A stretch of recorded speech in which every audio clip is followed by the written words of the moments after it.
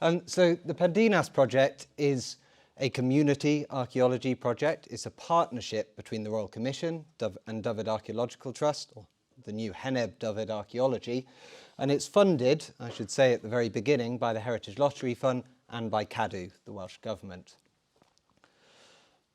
Ignore that one. So we'll start at the very beginning with what is a hill fort. I know there are different levels of understanding here. So firstly, this is the dictionary definition, so a general term used to describe a fortification on a hilltop, the best known of which are later prehistoric examples, mainly of the Bronze Age and Iron Age date, the first millennium BC. I read that out simply because that screen is quite small and you at the back might not be able to see it. I know what you're thinking, that's not a particularly useful definition, and that's because hill forts are an incredibly diverse set of monuments. In fact, there are as many differences between hill forts as there are similarities. Nonetheless, they do have many things in common. Just to illustrate this, I've included two examples at the bottom of the screen. Maiden Castle on the left-hand side, that's one of the biggest in Britain, about 45 acres or so, 15-metre deep ditches, 3 lines thick, miles in length.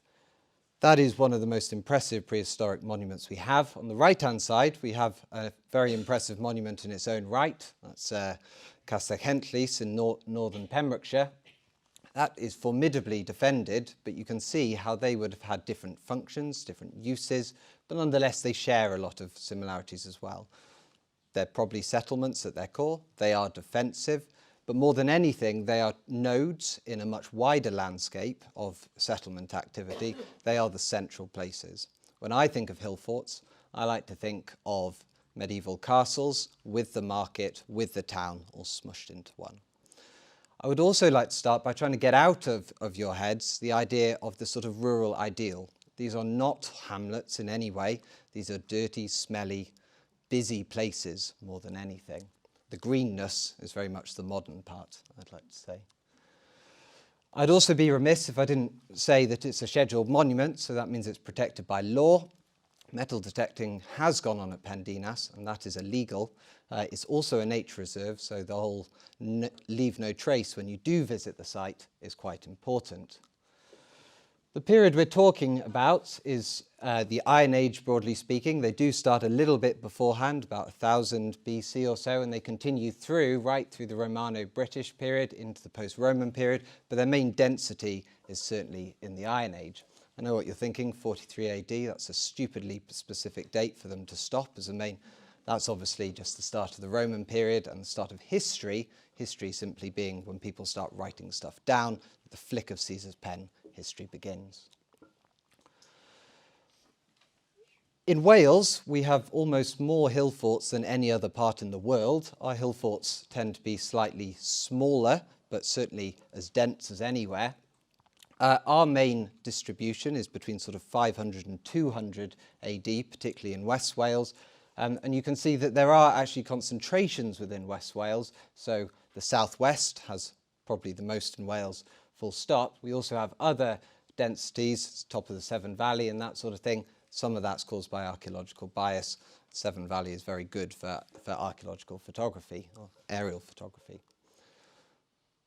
So Pendinas sits above Aberystwyth in the heart of Cardigan Bay, overlooking the sea. This is it close up, and it sits in a really important place at the confluence of the Ystwyth and the Rheidol and the sea. Of course, the sea was the motorway of the day, the rivers, the A-roads, if you want to think about it, something like that. This is a place of control. You know, fort can be misleading at times. It's sort of implying that you're looking inwards, you're sheltering. In fact, again, that central place is the common theme here. This is Pendinas itself. It's an extremely impressive hill fort. It's probably the second largest in West Wales after Fôl-y-Gan, which Jessica has talked about beforehand. I have people who argue it's the first biggest, but I'd probably stick with it being the second biggest. It's quite unusual in design. So you can see Aberystwyth down. Does that give a laser clicker when you do something? No, it doesn't sit. Aberystwyth beneath. It's quite unusual. It's 2 hill forts rather than 1 hill fort that are joined together later in their life. The southern fort is much larger. You can see our first excavation there in the foreground. And it's another thing that makes it quite unusual are these massive terraces that are carved into those eastern slopes. They are an enormous undertaking in their own right, thousands of people hours. We're not the first people to have a pop at Pen Dinas. Darrell Ford had a go at it in the 1930s. He's there in the middle with a nice hat, everyone else looking like they've done a day's work, as it were. I think that's Ford again, I'm not sure, but it could be. He's in a very relaxed pose if it is him. I put this photograph in primarily because it illustrates some of the problems with people doing stuff there in the 1930s. These are two massive ditches shown in this photograph, and we have absolutely no idea where they are. So again, whilst it is useful looking back at Ford's things, it is limited somewhat. Equally, we stand on 100 years worth of innovation based on their mistakes. So it's worth saying that unless we want to be criticised too much in the future, we should probably hold off on the sort of slander, as it were. That shouldn't be there. So this is Ford's only real sin was that he never published properly. In fact, he never reported properly at all. And that's problematic, obviously. And in fact, we didn't get a report until the 1960s when the Royal Commission deposited the archive, had the archive deposited to them, and then a report was written in the 1960s. That's obviously much too late. And whilst Ford did see it, it wasn't exactly, the ideal form of reporting. He did put together a 4-stage chronology. So stage 1, they build the North Fort. Phase 2, they build the South Fort. They then rebuild the South Fort, and then they join them both together. It's worth saying there isn't much proof to say that this is absolutely the case. I would argue he didn't meet that burden of proof to say it definitively. And looking at it from a modern lens, we would probably say the South Fort is more likely to be first and the North Fort an extension. So just bear that in mind. It's quite exciting for me at this point. I don't know what slide's coming next as much as you do. There's been 2 bits of work done on the fort before we got here as Dyfed Archaeology. So first, Trussor came along and did a feasibility study.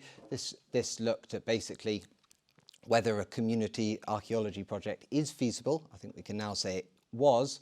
And then later, a geophysical survey, like the ones that Jessica was doing, was done on the southern fort. I'm not going to go into that today. It's a bit of a whistle-stop tour, so I'm on the clock, as it were. This is the fort, a really nice 3D model done by the Royal Commission, the partners in this project. And we're going to use this as a bit of a navigation tool for the next bit of the talk. So this is the North Fort on the right, South Fort on the left. The Wellington Monument, which many of you will recognise, is on the top of the South Fort, as it were. Our first bit of excavation here at the Trust, not a part of the Pendinas project yet, was at the south entrance. And this is our trench, directed by Fran Murphy, who's in the audience at the back. And this bit of excavation was a community project again, but funded by Cadw, the Welsh government exclusively. Our aim was to look at where Ford had worked in the south entrance. He had done quite a lot of excavation there, particularly at the back of our trench, and then work away from it into new archaeological material and compare what we found. The idea being that, we get some new data, but also we understand the old data a bit more. This is a reconstruction of the South Fort done before we did our excavation. I'm showing it now with the hope that we come back to it at the end and sort of compare how we would do it differently today. It's a really good drawing. It's done by Toby Drive of the Royal Commission, but equally there are a few things we'd change, as it were. This was what we were working with. It's a sort of a sketch plan, I think would be fair enough. And that's what we were trying to unpick all the way through the excavation. That's how it looked by the time we got to the publication in the 1960s. This was our trench. It was a backwards L shape, as it were. Ford's trench you can actually see in the big L shape at the bottom there. So what we So we'll work south to north. So at the south of the trench, we found the revetment walls that Ford had found, very nice as well, and a huge post hole which would have been the inner gateway post, as it were, one of those big gates that you can imagine. This would have been something, again, like the entrance to a castle, if you want to sort of get that in your head.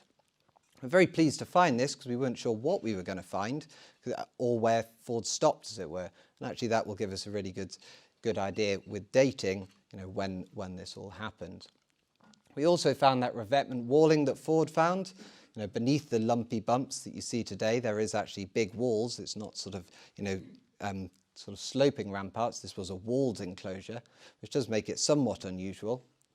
I think the ranging rod there is in the same place in both photos, as it were, to give you a sense. It was also at this point that we realised that the photographs that Ford were taking were in the mid part of the excavation and not at the end of the excavation. So Ford kept on digging, which is fair enough. He probably brought the photographer along on the best day, not the last day, as it were, but we realised quickly that we were going to be limited in what we could actually understand within Ford's area. This is my favourite photograph that Ford ever produced, mainly because his hat is still in the photograph, but also because he's using two very small buoys as scales, stood in those enormous post holes, and if you note the fence posts which are holding up the walls, which he has undermined next to it. Again, not quite how we would do it today. As we moved away, we started to find the road that went into the fort. So a nice new bit of data. It actually turned left and right rather than going straight up the hill as we saw in that reconstruction. Rather, you are being shown the interior of the fort and working your way in more gradually, rather than that sort of straight up into the centre of the fort, as it were. And then moving north again, we found a very nice hut platform, just like the ones that Jessica was talking about earlier. Hut platforms are literally scoops carved out of the hillside. We get a lot of them in West Wales, particularly in the bigger forts. And that's mainly because our hills are particularly vertical, it must be said.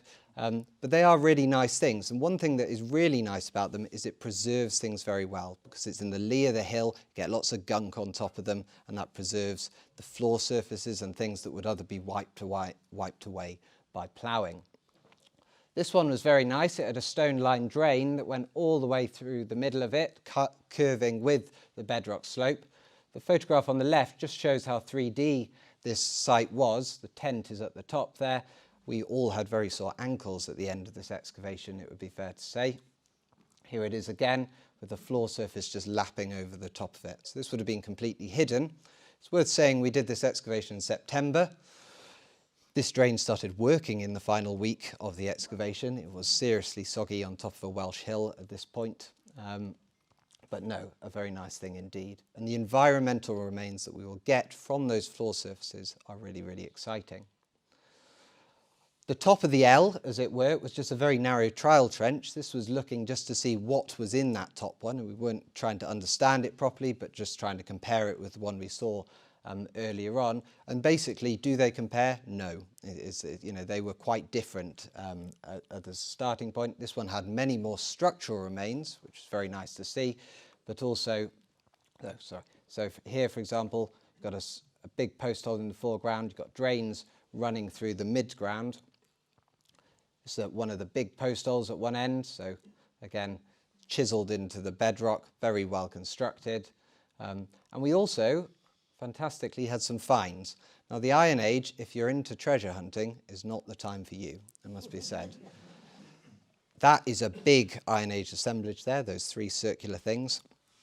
And what they are, the one on the left is certainly a spindle whorl. This is for the spinning of yarn. The one in the middle, possibly a bead, possibly a spindle whorl. I'm not sure where we've actually got to on that yet. And the one on the right is an amber bead.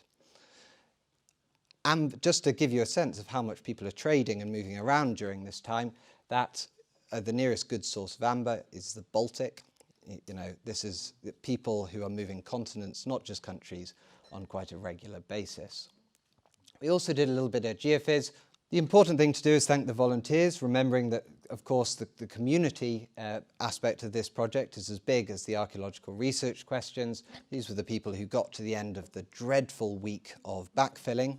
It really was a big trench, and it took an awfully long time. The lady just next to me there is actually flying a kite, which you can't see, but I never quite understood why, but she was. This is the start of the Pendinas project as we know it today. So this is when the money was applied for on the sides of that last trench we've been looking at. And in that sort of new project, the idea was to have 2 excavations in 2023 as the centrepiece of a much wider bit of work, which Becca's going to talk about afterwards. This was the first one. It was in March. Again, you're thinking that's a daft time to do a community excavation. That's because it's a wildlife reserve, and actually we've got to avoid bird nesting season as much as anything. You can see here the tactics changed. So rather than one big trench, we've gone for lots of little trenches, and that's mainly because the archaeology here is so complicated. Basically, we were trying to find where Ford was digging. We're trying to work out where on earth we are within the archaeology as much as our main objectives. If we could pin down the ramparts in any way and actually get some dates, that would be a really good place to end up. This is Ford's plan of it. It's a good plan of an incredibly complex set of excavations over several months, as it were. That's not the slide I was expecting, but there we go. And this is Ford's trenches, and you can see what he was doing. He was finding the walls, and then he was chasing them as much as anything, which is fair enough. It would be really difficult to understand what was going on here, but you can see how difficult that might be to unpick from a starting point. This is today versus Ford's plan. Ignore the trench numbers. They'll do your head in. They do my head in. I should also say I was not involved with this bit of the excavation, and if you question me on it too much, I'll probably go a little bit white at the end. It was quite fruitful though. This is a slit trench looking at the outer rampart and the counterscarp. The ditch is in the middle of that southern fort. It was quite fruitful underneath the counterscarp, so that's a slight hump that you get the other side of the ditch. There was some sealed features which should give us some good dates on the main construction phase within the fort. This one followed Ford's trenches quite directly. Here we are going down, finding Ford's trench and then following it down on the side. And by we, I mean not me, of course. And here we've got it open. They found some very nice revetting wall in there. Hopefully those deposits again will give us a bit of a glimpse of what's going on. The final trench I'm going to talk about was greatly aided by this bush in the centre of this photograph. That bush is still there, very handily, 100 years old hawthorn bush. And actually this was the trench that yielded the best results, I think it's fair to say, and gave the most impressive bit of revetment walling. You can see there something that is quite important within this revetment walling, and that is that not all of it is quarried stone. Some of it is boulder pebbles and cobbles and that sort of thing, which of course come from the bottom of the hill. We don't really know why that is, it's fair to say. I'm sure they had a blimmin' good reason for doing it, because it would have been really hard work, but you know, it is a really interesting component of the way that they were building the fort. This is it a little bit later again. There was a big hole in the left-hand side of it. You can sort of see it on the left-hand side of my photograph there. It's Ken Murphy, the director of the dig, in said hole, drawing it. This was a bit of a puzzle. I think the consensus is at this point, I'm kind of looking for Ken at this point, is that this was a Fordian hole, if you want to think about it that way. But at the base of the hole, there was glass and there was metal. There was a big debate as to whether this is medieval or modern glass. I think we're settling towards modern is my understanding, but it's been a bit of a journey with that one. This is where we got OLS dating on sighting. This is pretty niche even by archaeological standards. So this is optical luminescent spectroscopy. And this is where you date the last time that the quartz grains within the rock or the silt that you want to look at was exposed to sunlight. It's an amazing thing and a capability we have thanks to the specialists at Aberystwyth University, and it's actually quite exciting because it gives us the opportunity to date the walls and the silts themselves. Normally we're relying on biological material, carbon and that sort of thing, which you often don't get during constructional phases. So this was a really, really big asset. We await those dates very, very eagerly. Of course, the big sort of quirk of it is you have to sit under a tarp to do it, because otherwise you get a very, very modern date indeed. This was March, this dig, and it really was March during this dig. I think there's some pretty vile weather through the dig, and for anyone who's ever put back up a Portaloo, it is a very unpleasant thing to do. So just a little thought to the practicalities of excavation as much as anything. That is the second DAT tent that we lost to this excavation, and we lost one at the third excavation as well. And they are incredibly robust, but this mountain most definitely conquered them. So here's Ford, again looking very smart in the middle, and here we have the diggers at the end of that dig. Thank you very much to everyone who helped there. We then had a decision to make, and that is, do you go back to the south gateway, look at where those deposits are really rich, where they're deep, or do you follow it across into the northern fort and try and understand that chronology we tried to address at the beginning? My red circle indicates that we went back to the south, and that's for a good reason, is that as archaeologists, we're not actually studying hill forts. Archaeology is the study of people, it is not the study of hill forts. In a sense, we can accept that people build hill forts in the Iron Age and that people rebuild hill forts in the Iron Age. And our questions have moved on to how do people use hill forts, why do people use hill forts, and what were their function to those people. So at the South Gateway, we knew that those deposits were really rich, and the decision was to go back, in a sense, to extend our last trench into that really rich hut platform just beyond the one that we'd looked at last time, with 3 finds from it, with the idea that we were going to be on something good. I know that doesn't quite line up, but it gives an illustration. So this is the trench, a nice big open trench, which is exactly what archaeologists like. You can actually see our trial trench going through the middle of it, in a bit of a wonky angle, as it were. And when we opened this trench, it was one of the first times we realised just how dense the hill fort was being occupied. In fact, there's another one here, and there's another one directly beneath it. We have, of course, excavated the one directly beneath that, and there's another 5 immediately surrounding it. So immediately thinking back to that photograph, we need to populate this fort an awful lot more. The first thing we came across was a really nice metalled surface. There's basically a pummeled in stone surface made of small stones, repaired again and again. They don't photograph particularly well, I'm sorry to say. They look really nice in plan, but we haven't quite got there yet. But that has the occupation gunk that we very much like as archaeologists. Once you've looked at it, you take it off, of course. This was in baking weather, and everyone did extremely well to take it off. It was, in some places, of 20 or 30 centimetres thick, just hard, compacted stone. When we did get it off, we got some very nice... I still can't get this laser thing working. I see it on the wall over there, and then bring it anyway. We start to then see the structural features. Again, understanding how these hut platforms and the wider fort was used is exactly what we're trying to understand. I'll just run, this is it, slightly oblique, and this hut platform, is worth saying, was much bigger than the one beneath. We wonder whether the one beneath had actually been truncated for that reason. This seems to be really quite a large structure, whatever it is.